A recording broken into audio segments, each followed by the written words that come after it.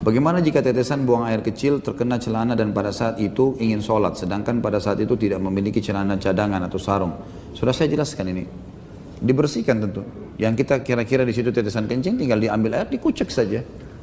Insya Allah mudah gitu. Apa hukumnya buang angin atau buang air kecil saat mandi junub?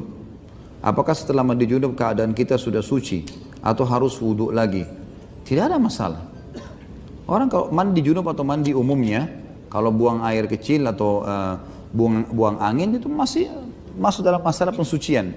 Tapi kalau yang dimaksud oleh petanya di sini, apakah pada saat mandi junub itu berarti kita sudah suci sehingga tidak perlu wudhu lagi untuk sholat?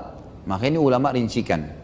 Kalau seseorang mandi junub dan dia dipastikan pada saat mandi itu seluruh anggota tubuhnya kena, gitu kan? Maka umumnya jumhur ulama mengatakan dianggap dia sudah boleh sholat tanpa wudhu lagi.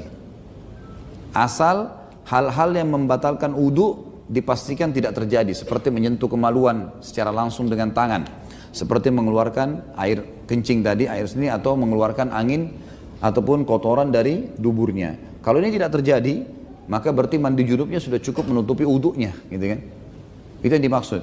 Nah, kalau orang sampai keluarkan angin misalnya, atau pastikan dia sudah mandi junub, ternyata air shower masih jalan dan dia mengeluarkan angin atau dia mengeluarkan air kencing, berarti dia harus wudhu otomatis.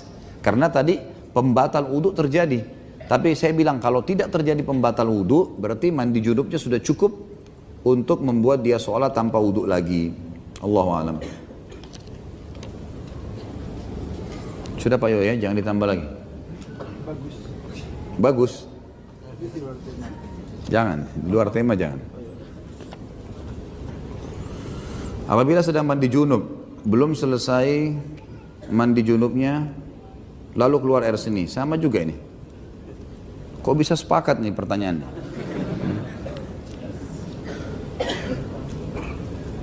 Ini juga sama.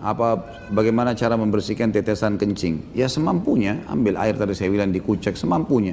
Hukumnya hukum umum.